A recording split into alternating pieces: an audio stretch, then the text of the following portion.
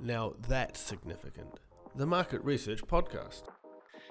Hi everyone, thanks for joining us on this latest episode of Now That's Significant, a market research podcast. This is your host, Geoff Lowe, a director and head of sales at Infotool. Today, we are joined by Kristin Luck, who has done just about everything, everywhere in our business, in our industry, and probably a lot of other industries too that I don't know about, but still has time to join us for this podcast. I'm not going to ask you what time you went to bed last night or what time you got up this morning, Kristin. If you want to share that with us, you're welcome. Thanks so much for joining us. Thanks for having me. Geoff is referencing that because he knows exactly what time I got up and went to bed, because I was on a phone call at 11 o'clock p.m. with a bunch of folks from Asia Pacific, Geoff included. And I had to get up at 4:30 this morning to do another call with a lovely group of people in Europe. So I got about 4.5 hours of sleep, which is not recommended. What a wonderful segue into what we're going to talk about today. Tell us, what's the most significant thing that you want to share with us today? About burnout? Yeah. I think the most significant thing I would share about burnout is I think a lot of people don't realize that you can get burnt out doing things you really love doing. Yeah, I think lots of times people think of burnout as something that happens when you're doing unenjoyable work for long periods of time or under large amounts of stress. But the truth of the matter is it can happen even in the best of circumstances. And I think maybe people are a little bit too hard on themselves, thinking that maybe it wouldn't impact them. So clearly you burnt the midnight oil last night. You're up again early this morning. So burnout is a Kristin Luck thing. But is it, and we can talk about that in as much detail as you like, but is it a broader industry thing as well, do you think, in our industry? I think so, for sure. I mean, I think people are starting to talk about it more than they used to. I mean, certainly I would say during the course of my career, I have definitely worked longer hours, both when I was an employee and when I was an employer, than anyone else in my friend circle. So people that I know in my personal life and who work in different sectors and different industries than I do. I don't know of anyone that works as much as I do or as much as most of my coworkers in market research do. And I think when I started out in my career, I certainly understood that was the expectation, to get ahead and to make a career for myself, which is what I wanted to do. And so I worked those hours gladly. I think now I tend to work longer hours because it's just become an expectation and a lifestyle for me. Like it's almost as if I don't work those hours, I feel somewhat guilty not working them, or that I'm not being as productive as I could be, which is just unhealthy. Yeah. So you say it's become an expectation. I'm getting the impression that this is an expectation you have of yourself. Do others also have that expectation of you? Oh, for sure. For sure. In fact, it was interesting because I've been traveling for pretty much the last month. I was just most recently in Amsterdam for 2 weeks and was working with ESOMAR, the association, an association that I'm the president of the board of, and was putting in some extra hours there, and also running my consulting business and my banking practice at night. And I had a friend reach out to me, a woman that I know through business, and she said, hey, my sister is working on this nonprofit, which is similar to another nonprofit that I'm involved in around income equality in the US. And she said, I really want to introduce her to you and see if you can introduce her to these 5 people and get involved in her nonprofit. And I pushed back and I said, to be honest, I'm really at maximum capacity right now, which was the truth. And I said, as much as I would love to help, I just can't. And she immediately sent me a text message and said, are you okay? Do we need to get on a Zoom call? This seems very unlike you. And I think there is an expectation that I always say yes, because I do say yes to most things. I definitely have FOMO in a major way. I'm terrified of missing out on fun things, for sure, or disappointing people. But as I'm getting older, I think I'm getting better about pushing back a bit more.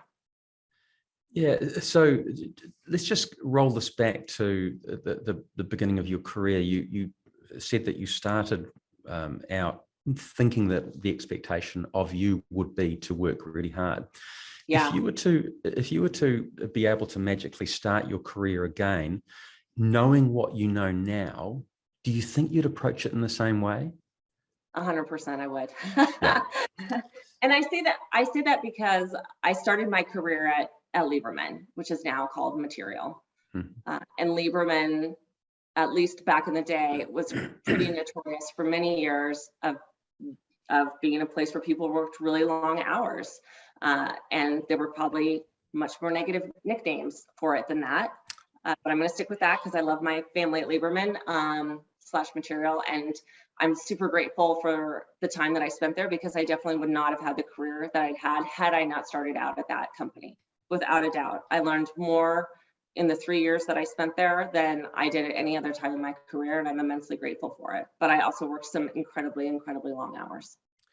So, and my observation of you, Kristin, is that you are can I say, in the middle of an immensely successful career. And I know there's been lots of chapters already, and there's a lot of chapters yet to come. Looking back and reflecting as you just did, what advice would you give to somebody who was the young Kristin Luck back then, just starting out now? Oh boy, that's a tough one, because the truth of the matter is, like, I'm really happy where I am in my life. If I have to think about all the phases of my life that I've been in, I'm sort of at peak career happiness, and maybe not personal life peak happiness, but pretty darn close. And so I think looking back, I think the one thing that maybe I would have been more thoughtful about was the time I spent in my personal life. But the truth of the matter is that my personal life turned out exactly the way it was meant to. And I think, I have at times questioned, did I spend enough time on my relationships, or am I going to regret not having children because I didn't have kids? And the truth of the matter was, I was never really that interested in having children. I love kids. I think they're lots of fun to hang out with. And then I'm also super happy when they go home at night. And it just was never a passion of mine, like it was for so many of my girlfriends. I had lots of friends that really wanted to have kids, and that was their passion. My passion were my businesses. I just was always super focused on them, and that's where I've derived, I think, some of the greatest joy in my life is from my work. And it shows in the things that you have achieved so far, with a lot more, as I say, a lot more to come, is my guess. I don't know about that, Geoff. well, I do. Okay, I know. If the past is any indication of the future, I know. So I think we've established beyond doubt that that burnout is a Kristin Luck thing, and I want to get on to what you personally are doing. You hinted at it. What you're personally doing to mitigate that for you. But before we get to that, can we just talk about how big of an issue do you think this is for the industry? Yeah. Do you think that Kristin Luck is unique, or is this a big enough thing for us to talk about? I don't think I'm unique at all, actually. I think there's a lot of people suffering with it, and they don't talk about it much publicly. There's actually a gentleman in the UK, I think his name's James Pickles, who's been talking about his burnout and kind of breakdown that he had around that on LinkedIn really publicly. And he's the first person that I've seen really do that, where he had to take a considerable amount of time off of work and is now working as, I think he's doing some life coaching and some work around stress and burnout and stress management, which I think is amazing. I think it's great that he acknowledges that he had a problem and that he's talking about it, because I think a lot of times people don't talk about it. They just sort of muscle through it. And I'm guilty of doing the same a lot of the time. I'm just now at the age of 49 getting better at pushing back on people and saying, like, I literally cannot take on any more than I'm taking on. And there comes a point where I want to lie on the sofa and watch movies all day on a Saturday, as you should be able to sometimes, and maybe not spend your entire weekend working. So but I do think it's a big issue. And it's interesting because just this last issue of Quirks. It's funny because it's been sitting on my desk for like 2 weeks and I haven't read it. And I just looked at it today and it says, "Profit before people, fighting an epidemic of burnout in the research industry." And I was like, well, this is timely. And then there was a quote in here. So the author is this woman, Stephanie Rowley. And there's a quote in here when I was reading through the article today, and it said, "The MRS defines the UK research insights and analytics industry as the monitoring, measurement, and understanding of markets and societies in support of well-informed and evidence-based decision-making." And so I wonder, what decisions is the industry making faced with the undeniable evidence that feeling burned out, overwhelmed, and exhausted is real and a significant issue for researchers? Yeah, there seems to me that if I can boil down what you're saying, is that there is a trade-off, or at least the way you approach your career early is that there's a trade-off. I can either work my ass off and get ahead, and that was the path you took, or I can start to dial it back. And you said that now at the tender age of 49, you're starting to learn to dial it back. Looking back, do you wish you'd learned that earlier? Would you advise others who are going through this to learn that earlier in their careers? I think it depends on what your priorities are. I don't think it's healthy to work all the time, and I am definitely a workaholic. I work nearly every single day. And a lot of that is self-imposed because I really enjoy my work and I derive a lot of pleasure and satisfaction out of it. And so of course, if you enjoy doing something, you want to do more of it. So I have a tendency to take on a lot. I think the only thing that's ever weird for me is that occasionally I'll be, talking with friends or coworkers, and they'll be talking about some hobby they have or something fun they did. And I just thought, God, like, who has the time to cultivate a hobby? Like, it seems like a lot of work. But the truth of the matter is I probably need to take more time for hobbies. Like, I live in, when I'm in the States, I live in Bend, Oregon, and it's a great ski resort town. And yet I've only probably been snowboarding 4 times this year, and I live 20 minutes from the ski resort because I've been traveling a ton already, again, for business. And I've been on the road a lot, and I haven't really been around. So my goal for the second half of the winter here is to get on my board more, for sure. But that's hard to do because I have to block out my mornings, and mornings are typically really busy for me on the West Coast. This prompts me to ask something that I hadn't planned to ask you, but I'm going to. What is the why for Kristin Luck? Why, Kristin? Why do you do what you do, where you do it, how you do it? What drives you?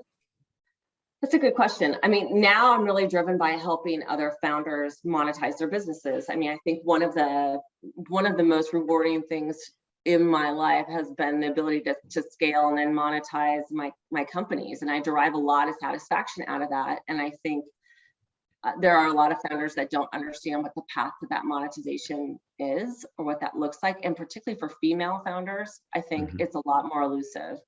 And so for me personally, when I think about, what is a legacy or a mark that I might leave behind for other people, then it becomes teaching them the things that no one taught me, that I kind of had to learn the hard way or learn on my own, and helping other folks get a leg up, I think, in a situation where maybe they might not otherwise have that. Maybe they've struggled to get funding to start a business, or maybe they haven't had opportunities to get into an executive position or into a founder's position. And so for me, it is really about helping people that don't come from, I guess, a background where that's expected, or where, you come from immense wealth. And so that path is really easy for you. I mean, I grew up on welfare in rural Oregon. I didn't know anybody that had started a business before. I remember when I started my first company, my parents thought I was crazy. So, if I can pass that on, I think, to other folks, and they can have the joy of running their own business and monetizing it like that, to me is super satisfying. Having recently benefited from your experience and your purpose, as you just articulated it, I back that up. And let me say thank you, Kristin, for that. Welcome, Geoff. I was happy to help. and you did. So I mentioned I'd get back to this. And I want to see this as anybody who's watching this who might be earlier in their career than you and me, is going through. What can you currently do, or what can people currently do to still get ahead, to not to make too much of a trade-off in getting ahead, but not to get to the point where they have to start taking time out and really heal themselves? What can we do to get the right balance? Yeah, well, I mean, I think the most important lesson that I learned is to only really say yes to things that I'm really excited about, like really excited about. If I'm not really excited about it and I'm just doing it to be nice or to help someone else out, like I tend not to say yes to those. But you could still get burnt out doing the things you're excited about. For sure you can. And then the other thing I would say is that every time you say yes to something, it's a no to something else. So be very deliberate about what you're working on, how much time you're going to spend on it, because it's a no to something else. And that no might be to something in your personal life that's really important to you. It might be saying no to a partner or a spouse or your children, or, there's lots of trade-offs that people make. And so just be really, really cautious of that and cognizant of it. And I'm definitely better at it now than I was in the early stages of my career. And there were definitely some things I should have said no to that I didn't. Yeah, one tends to get wiser as one gets older. One hopes that one does. For sure. Well, one hopes. Yeah, one hopes. I don't know that it's turned out that way for me, Geoff, but one hopes. Hey, there's still plenty of time. There is. So, given that, looking around you, do you see anyone or any organization that is doing well in this area of avoiding burnout or getting the balance right? Yes, actually, yes. I have a couple friends that are doing great. And I also think James Endersby at Opinion is a great example of this, and like really being cognizant of it in his own organization. So, he ran a mental wellness survey throughout the industry last year. I think Insights Association and the MRS and a few other associations picked it up. But I think just being aware of what's going on in the industry in terms of mental health and wellness is important. And I think that he really tracks that not only for himself, but for his own team, which I think is really impressive. I also have friends that run smaller firms and consulting agencies that are super, super diligent about taking time off and relaxing. And one of my favorite stories actually is about my friend Sue Embry. So Sue, up until a year ago, was running a firm called DHM Research out of Portland. And Sue had been running this agency for years. And I remember she was part of Entrepreneurs Organization, and so was I. And I flew up to Seattle to meet her for an EO event, and we were sharing a hotel room. And I like flew into Seattle and got off the plane and like ran to the hotel. And I was frazzled, and like we had 2 hours before this event, and I had some emails I had to send. I was all worked up, and I get into the hotel room, and Sue is there in like her bathrobe. She'd had a spa day. She'd gone for a run. She was watching a movie on her laptop, and I was like, what the hell? Like, what am I doing wrong here? And so every so once in a while, I try to channel my Sue Embry day, and I'm like, I'm gonna have a day like Sue someday. I've yet to make it happen on a business trip, but it's on my bucket list, just to have one of those days where I don't overschedule myself. I'm not running around like crazy, and I just have a relaxing spa day on a work day. It's like unheard of. I'm feeling inspired. I really need to go and have one of those myself. Just to finish off, thinking about the next, I think we've known each other for probably 20 years. Yeah, long time. Yeah. Which is amazing since we're only 25. Yeah. Speak for yourself, Kristin. Times two. And you are. What about the next, let's not go 20, what about the next 10 years? Do you kind of have that mapped out, or are you just going to let the 10 years flow as they flow? I really need to spend some time mapping it out, to be honest. It's something that I think about a lot, which is how much longer am I going to continue working, which is hard for me to imagine not working because I really love it. But I do feel like I'm at a point in life where I have achieved a lot and I deserve to be able to take some time. And I don't know, I struggle with how difficult it is for me to take that time. It's very difficult, very difficult. And that's just that's a personal goal for me. And I know that probably sounds funny to a lot of people, like, ooh, how's she going to take a month off? It's a real challenge, a real life challenge, but it is a challenge for me for sure. Yeah. Well, look, from my point of view, and having followed your career for a wee while now, I think if you do manage to give yourself a break at some stage, you have well earned it. And I think the industry has a lot to thank you for the leadership that you've shown, the things that you've achieved right now. You're the head of ESOMAR, and which is the largest such organization in the world. In a way, you're leading the industry. So no pressure. Thanks. Well, let me just say thank you for what you've done, what you do, and what you're about to do in our industry.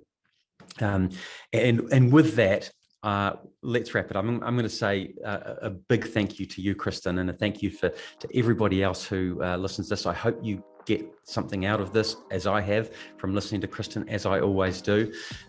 If you've liked what you heard today, please subscribe to the podcast and smash that like button. It really helps the channel, and share it with whoever else you think might find it helpful. Thanks so much, Kristin. Thanks everybody else. Thanks for listening to Now That's Significant. Thanks for having me.